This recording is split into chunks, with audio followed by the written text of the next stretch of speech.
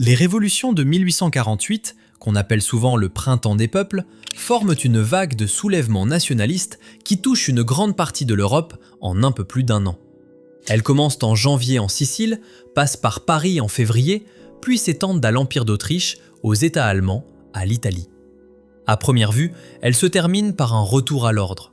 Mais si l'on regarde de près, 1848 est un moment clé pour comprendre le 19e siècle européen. Dans cette vidéo, nous allons voir brièvement dans quel contexte ces révolutions éclatent, quelles sont leurs grandes revendications, pourquoi elles échouent dans l'immédiat et ce qu'elles laissent malgré tout en héritage. Depuis la défaite de Napoléon et le Congrès de Vienne en 1815, l'Europe est dominée par des monarchies qui cherchent à éviter le retour de la Révolution.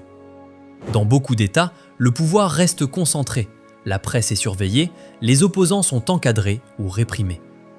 En même temps, la société européenne change. L'industrialisation progresse, les villes grandissent. Une classe ouvrière apparaît dans les grands centres urbains. Une bourgeoisie instruite réclame davantage de liberté politique, des constitutions, des parlements plus représentatifs. Les années 1840 sont aussi marquées par une crise économique et sociale. Les récoltes sont mauvaises, le prix du pain augmente, le chômage s'installe dans certaines villes. Pour une partie de la population, le quotidien devient plus difficile. Enfin, la carte politique ne correspond pas toujours aux réalités nationales. Les Allemands sont dispersés dans de nombreux États.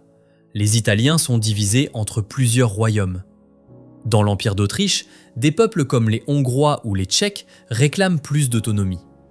En résumé, à la veille de 1848, l'Europe est traversée par des tensions libérales, sociales et nationales. Les régimes en place peinent à répondre à l'ensemble de ces demandes.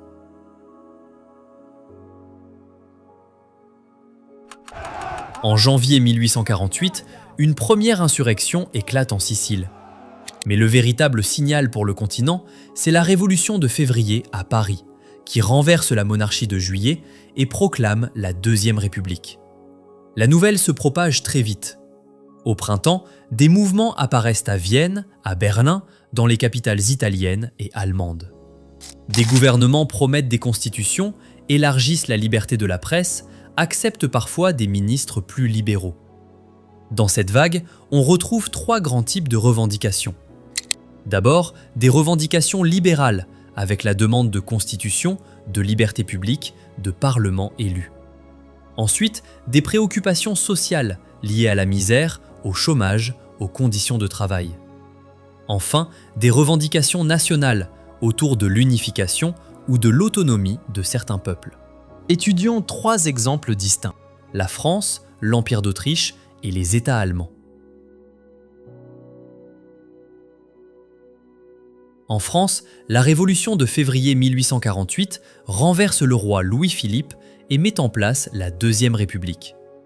Le nouveau régime instaure le suffrage universel masculin, rétablit la liberté de la presse et crée les ateliers nationaux pour offrir du travail aux chômeurs, notamment à Paris. Très vite, des tensions apparaissent au sein du camp républicain. Les républicains modérés craignent les excès révolutionnaires et veulent stabiliser rapidement le régime.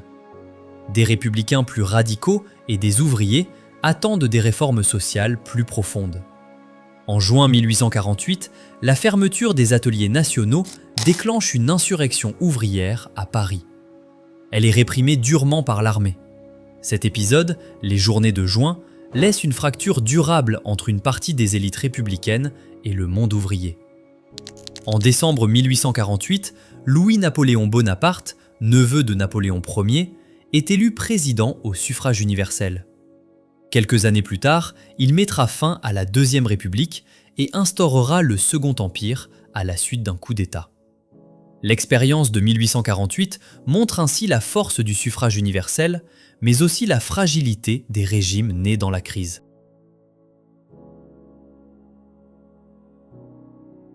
L'Empire d'Autriche est profondément touché par les événements de 1848. Il s'agit d'un vaste empire conservateur, gouverné depuis Vienne, qui regroupe de nombreux peuples différents. En mars 1848, des manifestations à Vienne demandent des réformes. Le chancelier Metternich, symbole de la politique réactionnaire, doit quitter le pouvoir. Dans le même temps, la Hongrie se soulève. Un mouvement mené par des libéraux hongrois obtient des lois qui instaurent un gouvernement responsable et une large autonomie tout en abolissant le servage. Ces transformations ne se font pas sans tension. Il existe des oppositions entre Vienne et Budapest sur l'étendue de l'autonomie hongroise. Mais à partir de la fin de 1848, le pouvoir impérial reprend progressivement la main.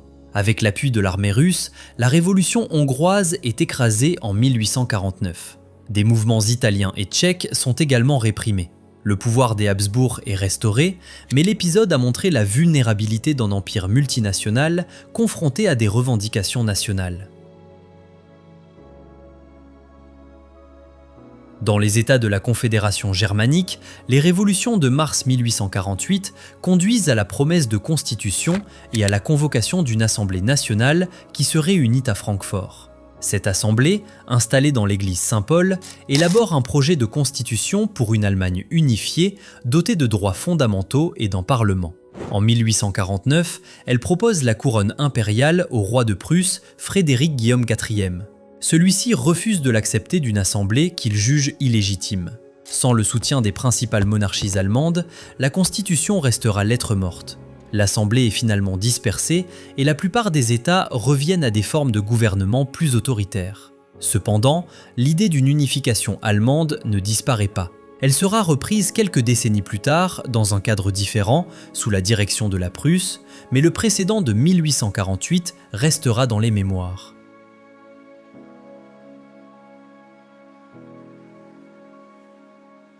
À l'horizon de 1849, la plupart des révolutions de 1848 ont été vaincues. Les gouvernements reprennent le contrôle, la répression frappe les opposants et beaucoup de militants sont emprisonnés ou contraints à l'exil. À première vue, on pourrait parler d'échec. Pourtant, plusieurs éléments issus de 1848 subsistent. Certaines réformes sont maintenues, comme l'abolition du servage dans l'Empire d'Autriche, l'idée qu'un État légitime doit reconnaître des libertés publiques et une forme de représentation nationale progresse, même dans des régimes autoritaires. Les questions nationales soulevées à ce moment-là, en Italie, en Allemagne, en Europe centrale, reviennent au centre des débats dans la seconde moitié du siècle. Pour beaucoup d'acteurs politiques de la fin du XIXe siècle, 1848 a joué le rôle de laboratoire. On y a testé des solutions institutionnelles, mesuré la force des mobilisations populaires, mais aussi les capacités de réaction des États. C'est pourquoi, même si les révolutions de 1848 échouent à imposer durablement leur régime, elles constituent un tournant. Elles font apparaître clairement trois grandes questions qui structurent toute la vie politique européenne du XIXe siècle. La question des libertés politiques, la question sociale et la question nationale.